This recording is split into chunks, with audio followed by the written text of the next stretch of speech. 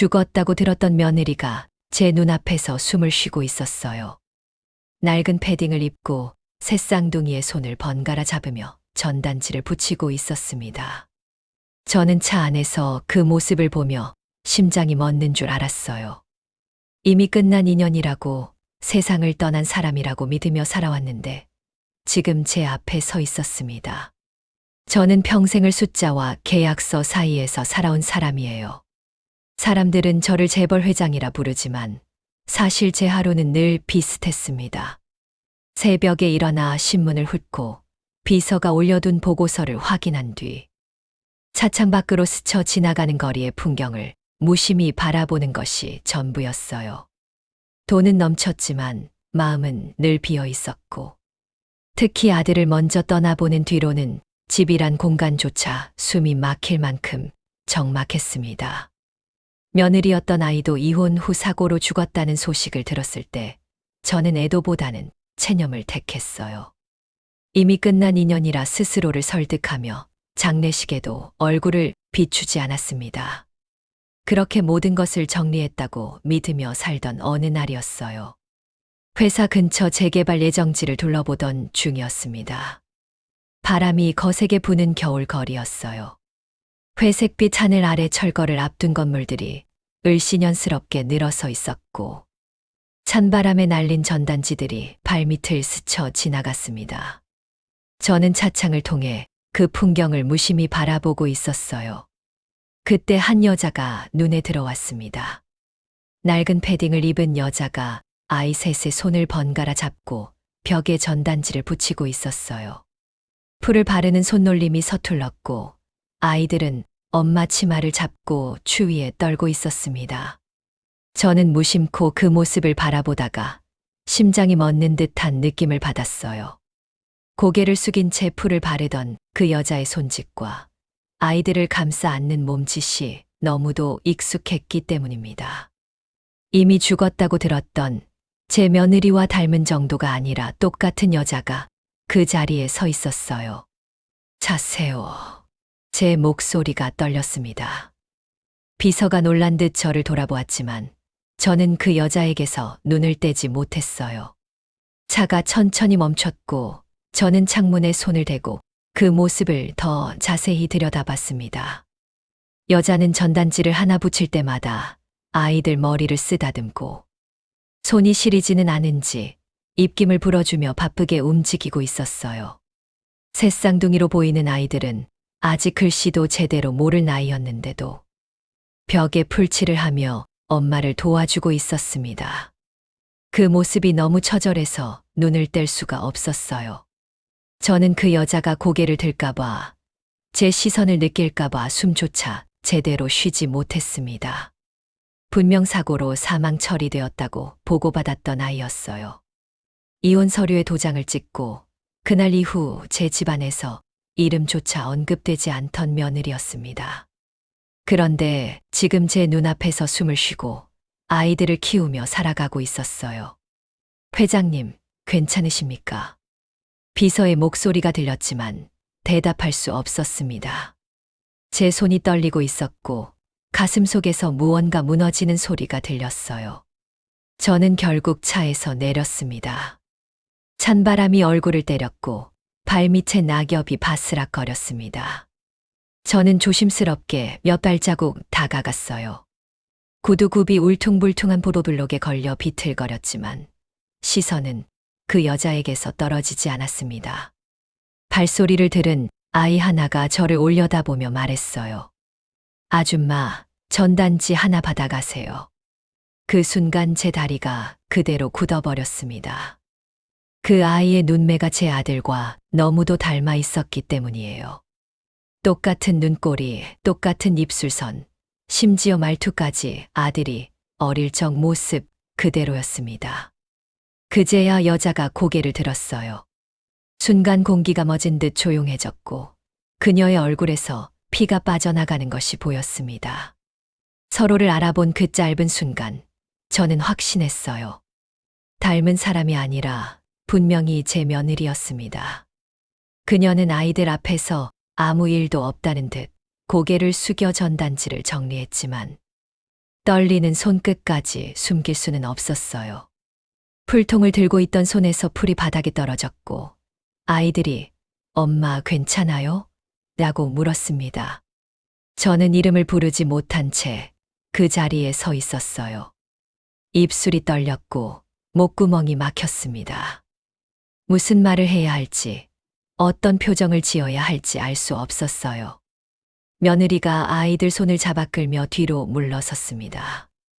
새 아이는 엄마 뒤에 숨어 저를 경계하는 눈빛으로 바라봤어요. 그 눈빛 속에 두려움이 섞여 있었습니다. 지연아. 겨우 이름을 불렀어요. 그러자 며느리가 고개를 세차게 저었습니다. 모르는 분이에요, 애들아. 가자. 며느리는 아이들을 데리고 골목 안쪽으로 사라졌어요. 저는 그 뒷모습을 바라보며 한 발짝도 움직이지 못했습니다. 낡은 패딩 자락이 바람에 펄럭였고 아이들의 작은 발소리가 점점 멀어졌어요. 제 안에서 묻어두었던 과거가 천천히 깨어나기 시작했습니다. 이혼 서류를 내밀던 그날, 며느리의 창백한 얼굴이 떠올랐어요.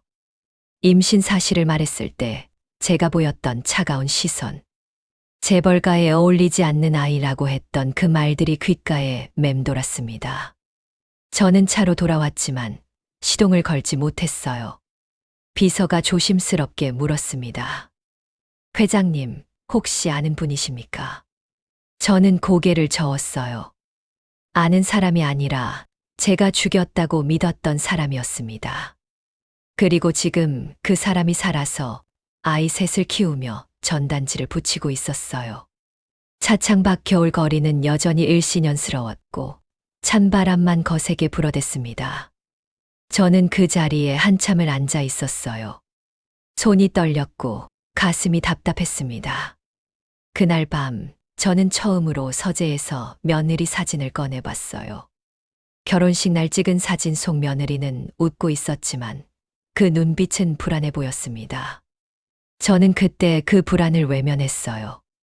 그리고 오늘 거리에서 본 며느리의 눈빛도 똑같았습니다.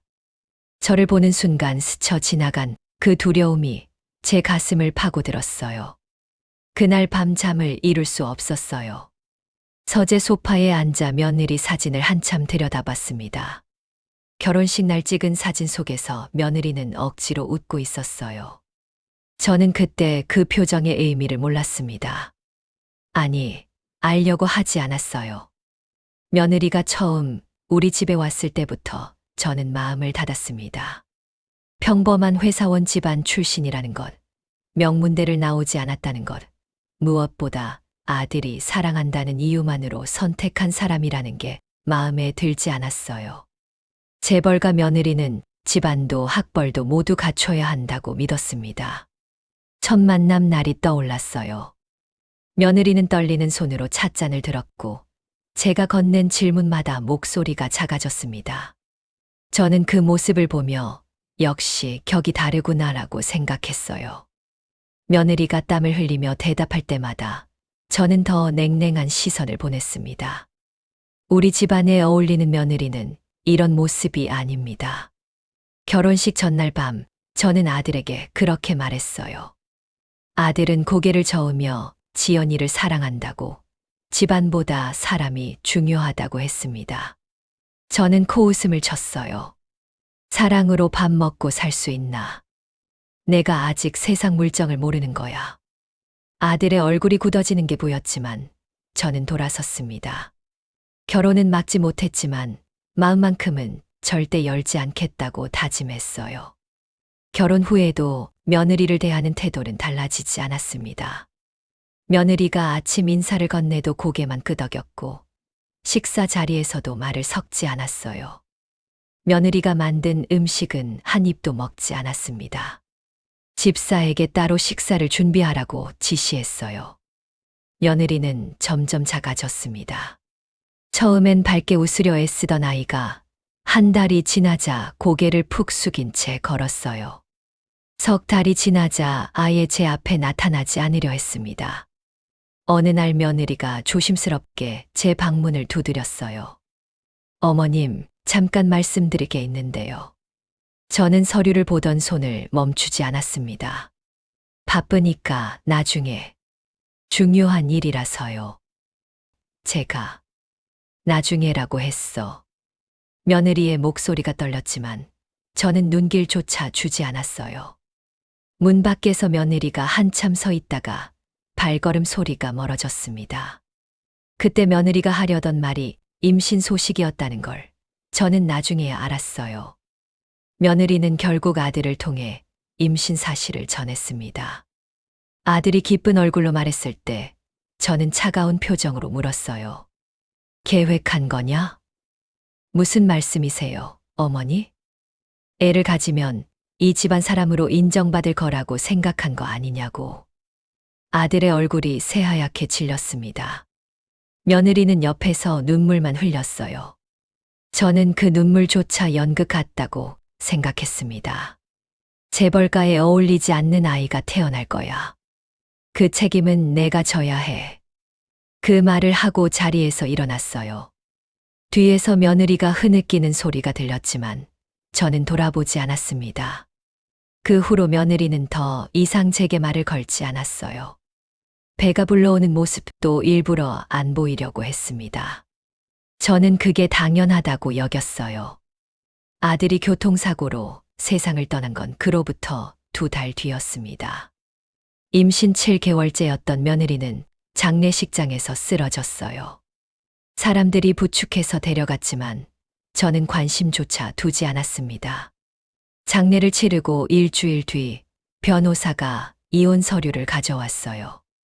며느님께 전달하라는 말씀이십니까? 당연하지. 이제 우리 집안과 아무 상관없는 사람이야. 변호사가 난처한 표정을 지었지만 저는 단호했습니다. 며느리는 서류를 받고 아무 말도 하지 않았다고 들었어요. 그냥 도장을 찍고 집을 나갔다고 했습니다. 그리고 한 달 뒤 며느리가 교통사고로 사망했다는 보고를 받았어요. 병원에서 신원 확인 요청이 왔지만 저는 거절했습니다. 이미 우리 집안 사람이 아니니까 관여하지 마. 장례는 구청에서 무연고자로 처리했다고 들었어요. 저는 그 말을 듣고도 아무렇지 않게 저녁 식사를 했습니다. 그런데 지금 그 며느리가 살아서 아이 셋을 키우고 있었어요. 서재 창문 밖으로 새벽 하늘이 밝아오고 있었습니다. 저는 며느리 사진을 내려다보며 처음으로 깨달았어요. 제가 죽인 건 며느리가 아니라 며느리 안에 있던 희망이었다는 것을요. 결혼식 사진 속 며느리의 불안한 눈빛이, 임신 소식을 전하던 날에 떨리는 목소리가, 이혼 서류의 도장을 찍던 그 순간이 파노라마처럼 스쳐 지나갔습니다. 저는 단 한 번도 며느리를 사람으로 대한 적이 없었어요. 가슴이 답답했습니다. 숨을 쉬기가 힘들었어요. 손이 떨려서 사진을 제대로 잡을 수조차 없었습니다. 저는 처음으로 울었어요. 회장으로 살아온 73년 인생에서 처음으로 제 잘못을 인정하며 눈물을 흘렸습니다. 새벽에 비서에게 전화를 걸었어요. 재개발 지역을 알아보라고 했습니다. 오전 9시 파일을 받았어요. 며느리 박지연, 반지하 거주, 일용직. 충격적이었습니다. 5년 전 사망 처리된 기록이 완벽했고 세 아이 모두 출생 신고가 안 돼 있었어요. 손주들이 존재하지 않는 아이들로 살고 있었습니다. 이틀 뒤 보고서는 더 아팠어요. 며느리는 새벽 5시에 나가 전단지를 붙이고 아이들은 무료 급식소에서 끼니를 해결했습니다. 저녁엔 편의점 알바, 자정의 귀가. 5살 아이들이 혼자 밤을 지샜어요. 잠들지 못했습니다. 이혼 서류를 내밀던 그날 며느리가 어디로 갔는지 궁금해하지도 않았던 제가 부끄러웠어요. 사흘째 직접 찾아가기로 했습니다. 수수한 코트를 입고 액세서리를 벗었어요. 거울 속 제 모습은 회장이 아니라 나이 든 여자였습니다.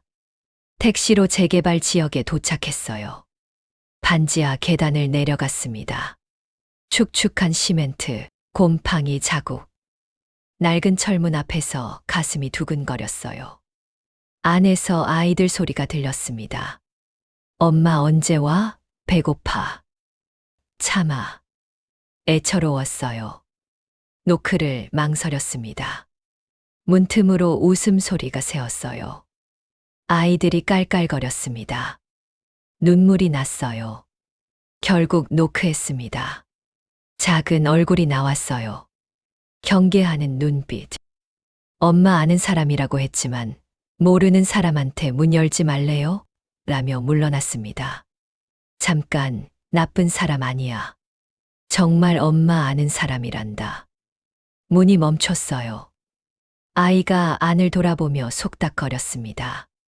잠시 후 문이 닫혔어요. 1시간을 서 있었습니다. 발이 시렸고 벽이 차가웠어요. 이런 곳에서 손주들이 살고 있었습니다. 골목에서 발소리가 들렸어요.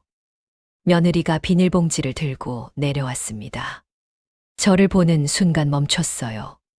좁은 계단에서 마주 섰습니다. 며느리 얼굴은 창백했고 손은 떨렸어요. 들어가서 이야기 좀 할 수 있을까요? 며느리는 대답하지 않았습니다. 경계하는 눈으로 저를 바라볼 뿐이었어요. 며느리는 망설이다가 계단을 내려왔어요. 비닐봉지에서 식빵 냄새가 났습니다. 문이 열리자 아이들이 달려 나왔어요.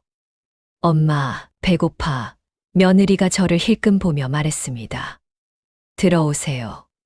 방은 더 좁았어요. 이불 세 채, 낡은 옷까지, 아이들 그림, 컵라면 용기. 며느리가 아이들을 안쪽으로 데려가며 말했습니다. 얘들아, 엄마 이야기 좀 하고 올게. 엄마, 저 아줌마 누구야? 그냥 아는 분이야. 큰아이 서준이 눈매가 제 아들을 닮았어요. 가슴이 뛰었습니다. 며느리가 팔짱을 끼고 섰어요. 어떻게 찾아오셨어요? 왜요? 이미 끝난 일 아니었나요? 목소리가 떨렸습니다. 두려움이었어요. 아이들이 내 손주 맞지? 며느리가 고개를 돌렸어요. 상관없어요. 저도 아이들도 이미 죽은 사람이잖아요. 가슴이 찔렸습니다. 미안하다. 그 말이 나왔어요. 지금 와서 미안하다고요? 며느리 목소리가 높아졌습니다. 임신했을 때도, 아이 아버지 죽었을 때도, 저 혼자 아이 셋 낳을 때도 어머님은 안 계셨어요. 며느리가 울기 시작했어요. 저는 할 말이 없었습니다. 안쪽에서 아이들이 걱정하는 소리가 들렸어요. 엄마 우는 것 같은데. 며느리가 황급히 눈물을 닦았습니다. 그냥 가주세요. 저희는 어머님 도움 필요 없어요. 하지만 아이들은 제가 키워요. 방문이 열렸어요. 엄마, 괜찮아? 아이가 저를 봤습니다. 아줌마, 우리 엄마 울렸어. 그 눈을 보는 순간 제 아들의 어린 시절이 떠올랐어요. 아니야, 미안해. 제 목소리도 떨렸습니다. 며느리가 말했어요. 이제 가주세요. 나가기 전에 물었습니다. 이름이 뭐니? 서준이, 서연이, 서윤이. 제 아들의 학렬이었어요. 며느리는 아이들에게 성과 학렬을 물려준 것이었습니다. 저는 계단을 올라갔어요. 눈물이 쏟아질 것 같았습니다. 골목을 빠져나와 한참을 걸었어요. 다리에 힘이 풀렸고 가슴이 미어졌습니다. 집으로 돌아오는 길, 차창 밖이 흐릿했어요. 아이들 얼굴이, 며느리 눈물이, 좁은 방 냄새가 떠올랐습니다. 집에서도 한참을 멍하니 섰어요. 넓은 집과 좁은 반지하가 대비되었습니다. 서재에서 아들 사진을 꺼냈어요. 사진 속 아들과 오늘 본 서준이가 겹쳤습니다. 제 손주들이었어요. 제 피를 이어받은 아이들. 그런데 저는 외면했습니다. 사진을 꼭 쥐고 눈을 감았어요. 어떻게 해야 할지 알 수 없었습니다. 일주일 동안 찾아가지 않았어요. 매일 보고만 받았습니다. 가슴이 아팠어요. 8회째 다시 반지하를 찾았습니다. 아이들 옷과 음식을 가져갔어요. 며느리가 한숨을 쉬었습니다. 또 오셨네요. 들어오세요. 방엔 아이들이 없었어요. 무료 급식소 갔어요. 낡은 방석에 앉았습니다. 눅눅한 냄새가 났어요. 한참 후 물었습니다. 그때 무슨 일이 있었는지 듣고 싶어. 며느리가 천천히 말하기 시작했어요. 아이들 낳던 날 사고가 났어요. 택시가 트럭이랑 부딪혔고 의식을 잃었어요. 응급실에서 아이들을 낳았는데 일주일 동안 깨어나지 못했습니다. 보호자가 안 나타나 신원 미상자로 처리됐고 임시 사망 처리가 됐어요.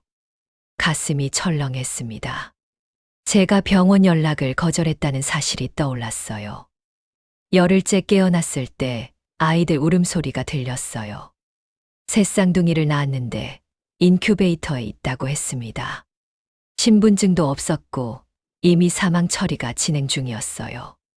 구청에 가보니 무연고자로 사망 신고가 돼 있더라고요. 정정 신청을 하려다가 두려웠어요.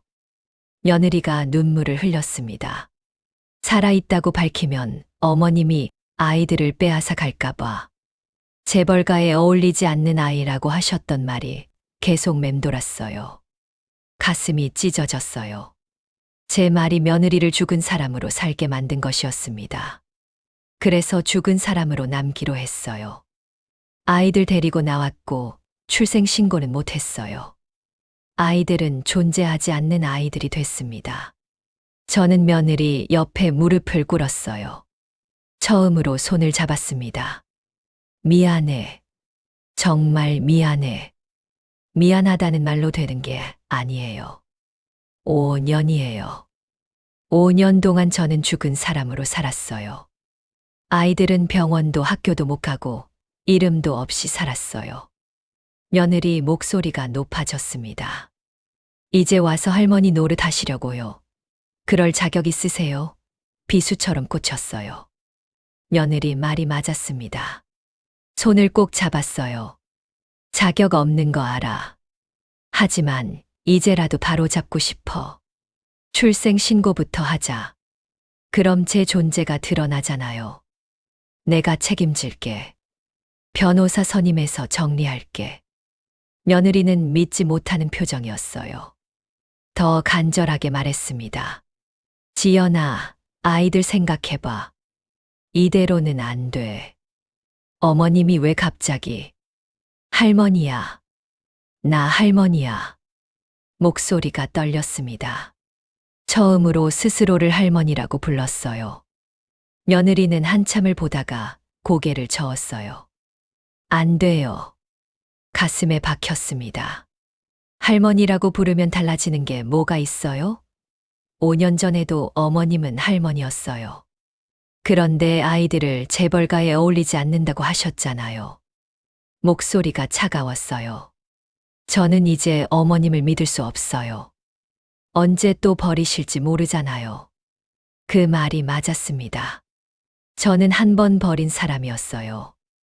아이들 낳고 정신 차렸을 때 어머님이 아이들을 빼앗아 갈 거라는 생각이 제일 먼저 들었어요. 그 두려움에 죽은 사람으로 사는 게 나았어요. 며느리가 눈물을 흘렸습니다. 나는 그럴 생각 없어. 지금은요? 나중에는요? 어머님은 재벌 회장이에요. 아이들한테 최고의 교육 시켜주고 싶으실 거예요. 그러다 제가 방해되면 또 쫓아내실 거예요. 장담할 수 있어요? 저는 대답 못했습니다. 그냥 가주세요. 저희는 이대로가 편해요. 하지만 아이들은 행복해요. 엄마랑 있으면 충분해요. 밖에서 소리가 들렸어요. 엄마, 아이들이 들어왔습니다. 또 왔네, 그 아줌마. 서윤이가 가방을 봤어요. 우와, 로봇이다. 만지지 마. 며느리가 손을 잡았습니다. 아이들 주려고 가져온 거야. 필요 없어요. 가주세요, 어머님. 말투가 차가웠어요. 천천히 일어났습니다. 다리에 힘이 없었어요. 그럼 나중에 다시 올게. 오지 마세요. 저희는 어머님 없이도 잘 살 수 있어요. 계단을 올라가는데 눈물이 났어요. 할머니로 인정받지 못한 채 쫓겨나는 기분이었습니다. 집에 돌아와 서재에 앉았어요. 비서가 물었습니다. 회장님 괜찮으십니까? 괜찮지 않아. 내가 할머니가 될 수 없. 며칠이 지났어요. 어느 날 밤 비서가 급하게 전화했습니다. 회장님, 큰일 났습니다. 막내 서윤이가 다쳤대요. 계단에서 넘어져서 머리를 부딪혔는데 며느님이 병원에 못 데려가고 계십니다. 벌떡 일어났어요. 지금 어디야? 반지하 집에 계십니다. 코트를 집어들었습니다. 자, 준비해. 당연하지. 내 손주가 다쳤는데. 처음으로 확신을 가지고 말했습니다. 내 손주라고 명확하게 말했어요. 반지하에 도착했을 때 문 앞에서 울음소리가 들렸습니다. 문을 두드렸어요. 지연아, 나야. 문이 열렸습니다. 며느리 얼굴은 눈물로 범벅이었어요. 방 안에서 서윤이가 울고 있었고 서준이와 서연이가 동생을 안고 있었습니다. 어머님, 목소리가 떨렸어요. 이번엔 저를 밀어내지 않았습니다. 서윤이를 봤어요. 이마에서 피가 흘렀습니다. 서윤이를 안아들었어요. 작은 몸이 떨렸습니다. 이마에서 피가 흘렀어요. 가자, 지금 당장. 며느리가 망설였습니다. 출생신고가. 내가 책임질게. 믿어줘. 며느리가 고개를 끄덕였어요. 차에 아이들을 태웠습니다. 서윤이는 제품에 안겨 울먹였고 서준이와 서연이는 엄마 옆에 앉았어요. 병원 응급실에 도착했습니다. 보호자 누구십니까? 할머니입니다. 처음으로 당당하게 말했어요. 아이 이름이요. 최서윤이요. 기록이 없는데요. 지금 출생신고 절차 밟겠습니다. 명함을 내밀었어요. 서윤이는 응급실로 들어갔습니다. 며느리가 눈물을 흘렸어요. 어머님, 어떡해요? 괜찮아. 며느리를 안았습니다. 처음이었어요. 며느리가 제 어깨에 얼굴을 묻고 흐느꼈습니다. 1시간 후 의사가 나왔어요. 다행히 큰 부상은 아닙니다. 이틀 입원하세요. 입원 수속을 하며 며느리가 물었습니다. 정말 괜찮으세요? 내일 변호사 만나서 정리할 거야. 서윤이만 아니라 서준이, 서연이도. 감사합니다. 할머니. 병실에 들어가니 서윤이가 누워 있었어요. 붕대가 감긴 이마. 침대 옆에 앉았습니다. 아줌마. 응, 할머니야. 할머니, 그래. 너희들 할머니. 서윤이가 제 손을 잡았어요. 이제 안 아파요? 그래, 안 아파. 며느리가 저를 바라봤습니다. 눈에 눈물. 미안해, 지연아. 며느리가 다가왔어요. 나 할머니라고 불러. 할머니. 그 한마디가 가슴에 스며들었습니다. 5년 만이었어요. 서준이가 물었습니다. 우리도 손주예요? 당연하지. 너희들은 소중한 손주야. 서준이가 웃었어요. 서연이도 제 손을 잡았습니다. 할머니 손 따뜻해요. 온기가 가슴을 채웠어요. 밤이 되어 아이들이 잠들었습니다. 며느리와 복도에 앉았어요. 제가 완고했어요. 아니야. 내가 맞았어. 이제는 달라지시더죠? 약속할게. 다시는 버리지 않을 거야. 며느리가 눈물을 닦았습니다. 천천히 시작해요. 고맙다. 기회를 줘서. 병실로 돌아갔어요. 아이들이 나란히 자고 있었습니다. 평화로운 얼굴. 눈물이 났어요. 며느리가 제 어깨에 손을 얹었습니다. 괜찮으세요? 응. 행복해서. 저도요. 그날 밤 간이 침대에서 잤어요. 손주들 숨소리를 들으며 잠들었습니다. 50년 만에 마음이 편안했어요. 다음 날 변호사를 불렀어요. 며느리 사망신고 정정, 새 아이 출생신고. 한 달이면 됩니다. 그동안은요? 제가 책임질게. 병원비도, 생활비도. 며느리가 고개를 저었어요. 그건 안 돼요. 지연아, 할머니로서 당연한 거야. 천천히 받아들일게요. 서윤이 퇴원하던 날 결정했어요. 우리 집으로 오지 않을래? 며느리가 놀랐습니다. 어머님 댁으로요? 응. 넓은 방 많아. 천천히 가도 될까요? 당연하지. 내 속도에 맞출게. 며느리는 제 집 별채로 이사했어요. 본체와 떨어진 작은 집이었지만 반지하보다 훨씬 나았습니다. 아이들이 환호했어요. 우와, 창문이 커. 햇빛이 들어와. 서준이가 손을 잡았습니다. 할머니, 여기서 살아도 돼요? 그럼. 여기가 너희 집이야. 서연이가 뛰어다녔어요. 서윤이는 창가에 섰습니다. 며느리가 말했어요. 할머니, 감사해요. 아니야. 내가 감사해. 우리 같이 잘해봐요. 한 달 후 서류가 정리됐습니다. 며느리 사망신고 취소, 새 아이 출생신고 완료. 최서준, 최서연, 최서윤. 아이들이 세상에 존재하는 사람이 됐어요. 호적 등본을 받아든 며느리가 울었습니다. 할머니, 드디어. 응, 드디어. 그날 저녁 다 같이 식사했어요. 아이들이 식탁에 앉아 밥을 먹는 모습을 보며 가슴이 뭉클했습니다. 할머니, 맛있어요. 많이 먹어. 새 아이가 인사했어요.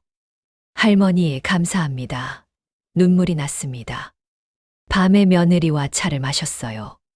할머니, 저는 아직도 가끔 두려워요. 다시 버려질까봐. 나도 두려워. 내가 또 실수할까봐. 하지만 약속할게. 최선을 다할게. 저도요, 할머니. 손을 맞잡았습니다. 따뜻했어요. 석 달이 지났습니다. 아이들은 어린이집에 다니고 며느리는 회사에서 일했어요. 점점 익숙해졌습니다. 어느 날 서준이가 그림을 그려왔어요. 할머니, 이거 할머니예요. 큰 집과 나무, 할머니와 엄마, 새 아이가 손을 잡고 있었습니다. 예쁘다, 서준아. 잃어버린 5년을 되돌릴 수는 없었어요. 며느리의 고통도 아이들의 외로움도 지울 수 없었습니다. 하지만 이제라도 시작할 수 있다는 것, 그것만으로도 감사했어요.